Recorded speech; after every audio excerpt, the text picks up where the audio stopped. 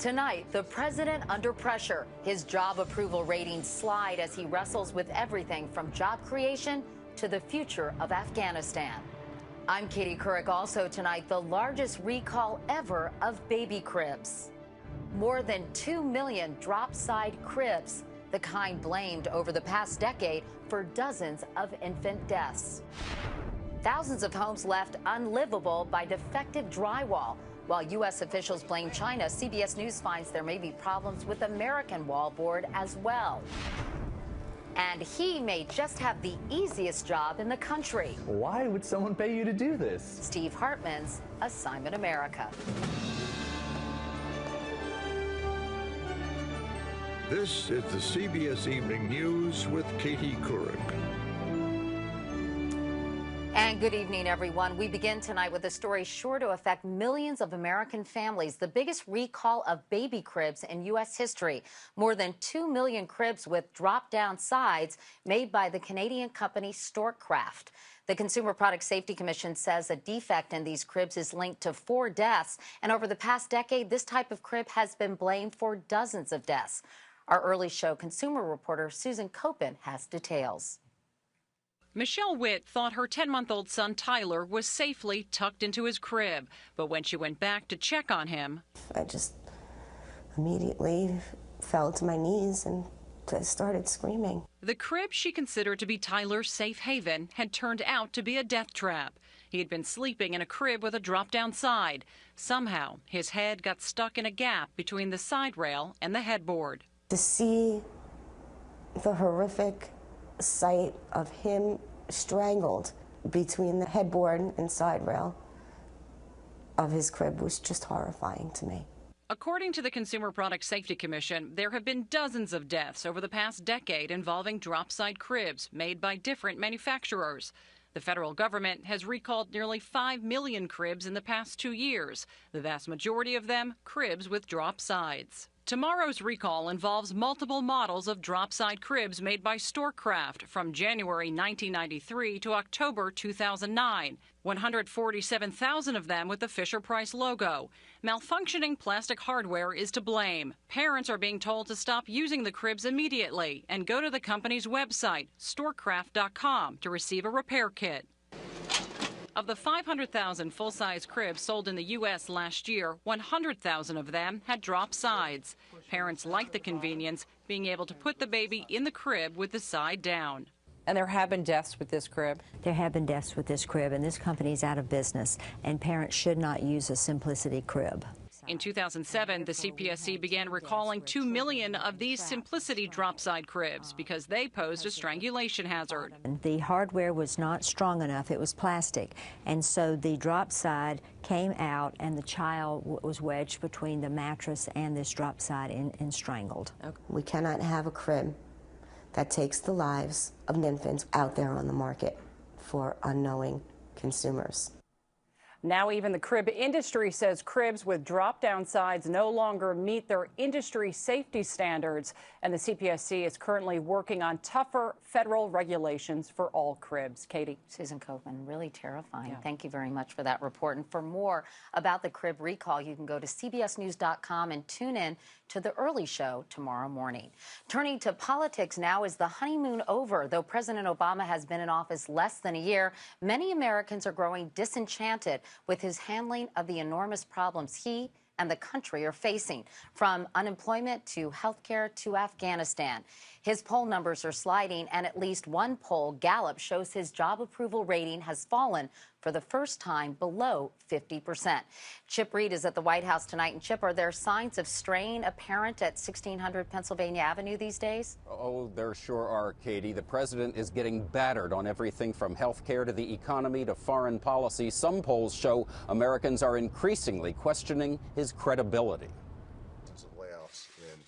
It's a speech the president has given over and over. Our economy is growing again for the first time in more than a year. Emphasizing the good news and promising to fix the bad. I will not rest until businesses are investing again and businesses are hiring again.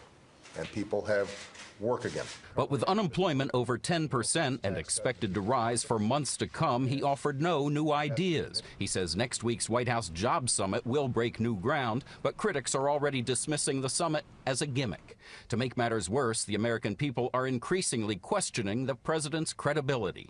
He says the stimulus has saved or created 640,000 jobs, but only 7% of Americans believe it has created any. And he's repeatedly promised health care reform will not increase the deficit, but a mere 19% believe him. The more he talks about these hard issues, the less people are buying it. Dickerson says for many Americans there's a basic disconnect, a president who promises to trim the budget but only seems to want to spend and spend. People want something to be done about the deficit, and here he's talking about spending $1 trillion more. All this comes as the so-called debt bomb is getting ready to explode. The national debt is now more than $12 trillion. Simply paying the interest on the debt is expected to soar from $200 billion to $700 billion by 2019. The president is also suffering a credibility gap on foreign policy. He called his 8-day Asia trip a job strategy, but came home with little to show for it. Highly respected foreign policy analyst Leslie Gelb calls the trip amateur hour for failing to get deals locked in before the president left home. On Afghanistan tonight, the president holds his 9th meeting with his war council, a full month after Dick Cheney accused him of dithering over the decision. And the president says it's still several weeks away. Are you concerned that Americans are increasingly looking at this president as simply indecisive and uncertain? It's a topic that dominated today's White House briefing. I think the American people want the president to take the time to get this decision right. But while the president is taking all that time, some Democratic opponents of a troop surge are stealing the spotlight. They're calling for a war tax to pay for any additional troops. Katie? Chip Reid at the White House tonight. Thank you.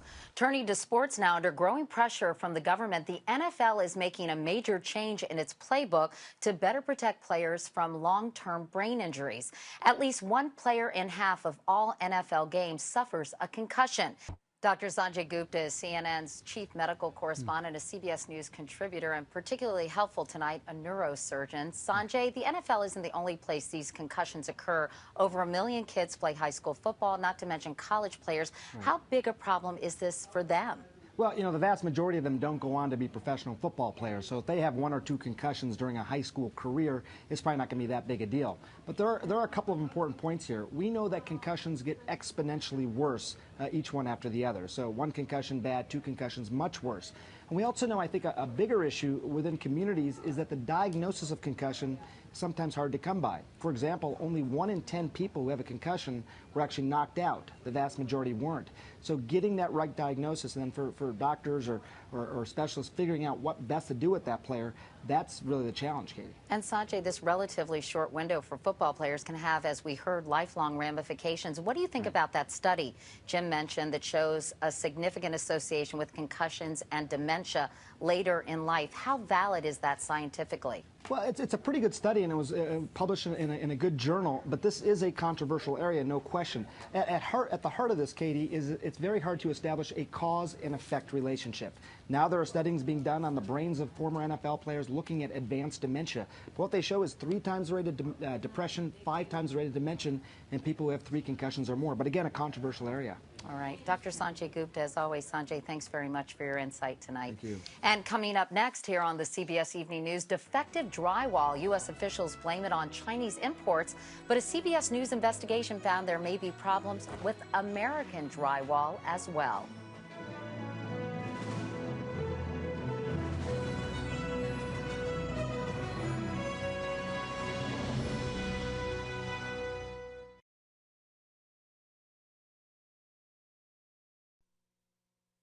We have an update tonight on a story our investigative unit first reported back in the spring. Americans forced out of their homes by defective, rotting drywall.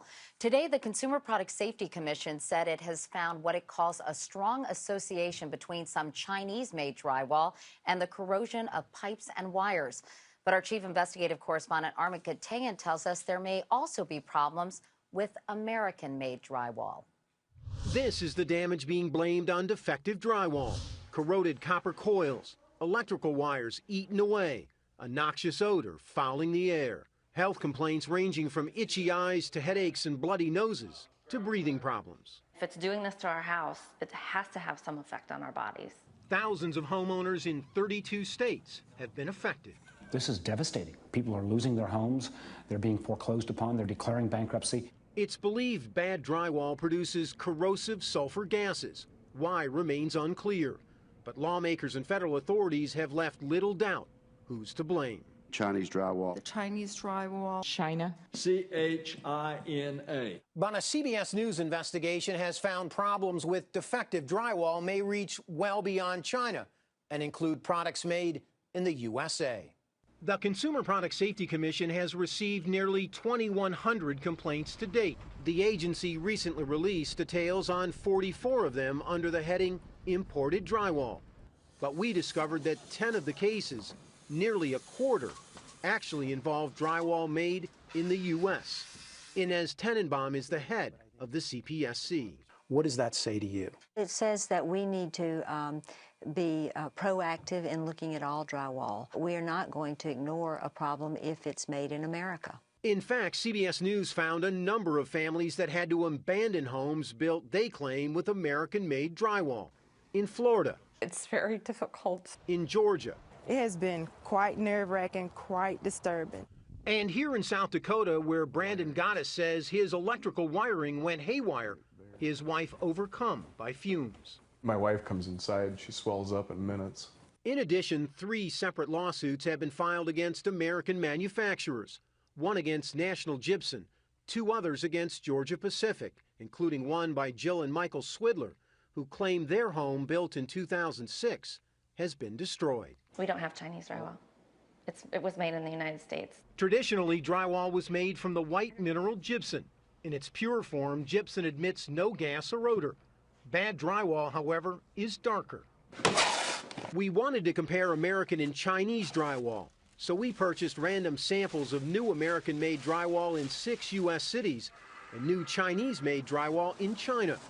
We also collected samples of drywall from 5 damaged homes in the U.S. and had everything sent to the University of Florida to be tested by a team of researchers led by Professor Tim Townsend, a scientist and leading expert on the effects of drywall on the environment. His team spent 5 months running a multitude of tests on the samples we provided. The results were revealing. It's not as black and white as saying the Chinese drywall is bad and all of the drywall is good. As expected, the contaminated Chinese samples gave off high levels of sulfur gases. Surprisingly, all but 1 U.S. sample emitted sulfur gases as well. Not at levels as high as the defective Chinese product, but unexpected. Even more surprising. There were some American products that we tested that had higher emissions than some of these new Chinese products that we tested. Nancy Spurlock, Communications Director for National Gypsum, says all their testing found no problems with their product. Domestic wallboard, including National Gypsum, is not a problem. But clearly, there are sulfur gases in your product. There's sulfur gases everywhere, Armin. There's sulfur gases in water, there's sulfur gases in air, but to the extent that they will corrode copper, no. As for Georgia Pacific, the company declined an on-camera request for an interview, but a company spokesman said, "We take customer complaints seriously and stand behind the quality of our products." Yet Townsend remains concerned. The results tell me that we shouldn't be focused solely on defective Chinese drywall. We need to be backing up and looking at the product of drywall itself. A product and a problem that appears to be coming closer and closer to home. Armin Katayan, CBS News, New York.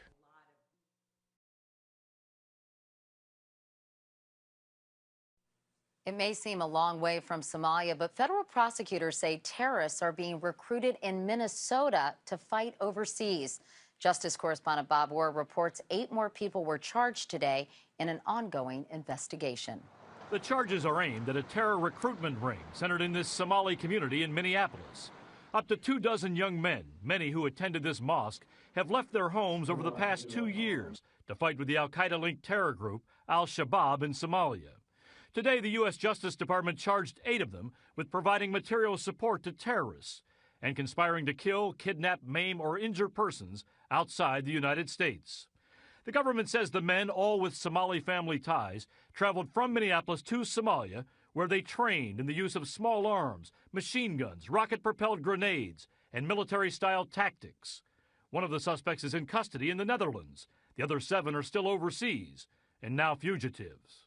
The message that they should hear loud and clear is that we will seek you out and prosecute you to the fullest extent of the law. 6 more of the men who have traveled to Somalia are said to have died in the ongoing civil war there. One of them, Shirwa Ahmed, was killed in this attack in October 2008, the first known American suicide bomber. While the evidence suggests the men are only interested in fighting overseas, their case is the latest example of Americans becoming radicalized here at home. Now the FBI is looking for any sign that they may also present a domestic threat. Bob Orr, CBS News, Washington. Across the Potomac today, a funeral for one of the 13 people killed in the Fort Hood massacre. A steady rain fell as the casket carrying Lieutenant Colonel Juanita Warman arrived at Arlington National Cemetery.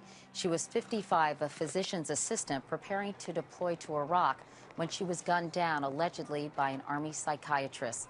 Colonel Warman leaves a husband, 2 daughters, and 6 grandchildren.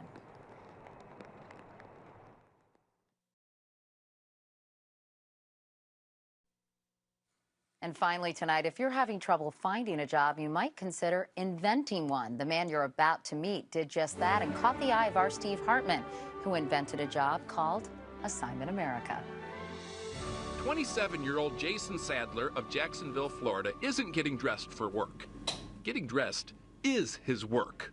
All he has to do is put on a t-shirt every morning and he's done. His whole job, right there, done. I wear t-shirts for a living. And yes, he already knows what you're thinking. What? Why would someone pay you to do this? Lots of people pay him to do this. People with websites. This one's a blogger. Here's a PR company. They all want Jason to wear their logo, even though he's not a model, he's not famous. Some days he doesn't even leave the house. And yet... What do you make every year wearing t-shirts? This year I made $84,795 just by putting on a t-shirt every day. Huh? Yep. Actually, Jason says there's a little more to it than just putting on the shirt. He also takes a picture of himself in the shirt, walks all the way over to his couch, that's the most physical part, sits down, loads the pictures onto his computer, emails it to friends, and posts it on the internet. Every day I get paid to wear a t-shirt and promote that company via social media. After lunch, living young and free, he hosts a half-hour video chat on his website, iwearyourshirt.com. Here, people with even less to do than Jason can talk to him about his shirt. It's a credit union for people under 25. Jason estimates every day more than 5,000 people see him somewhere on the internet wearing his t-shirts. And that's why all these businesses say he's worth it. This is January 1st here. He started the company on New Year's Day, charged $1, then every day added another $1 to the price. And then May 1st started down here. By May, he was charging over $100 a day. The end of August. By the end of summer, over $200. And next month, he'll be making just about as much as a family physician. December 31st here. 365 shirts. 365 different companies, 365 different shirts. And you've already sold this idea for next year. At double the price. And 255 days have already been sold. The next available day, I think, is August 1st. If all goes according to plan, on New Year's Eve 2010, Jason will make $730 for putting on a t-shirt. And by 2011, he'll be making even more by working even less. So your dream is to not wear shirts, but to hire other people to wear shirts for you. And then I get paid for them to wear shirts. It's like Don't put it past him. He's already hired one guy to do just that. And starting next year, he also has an underwear sponsor. Wow, pretty creative guy. And I won't be covering that update. Okay. Steve Hartman. Steve, thank you. And that's the CBS Evening News for tonight. I'm Katie Couric. Thanks for watching. Good night.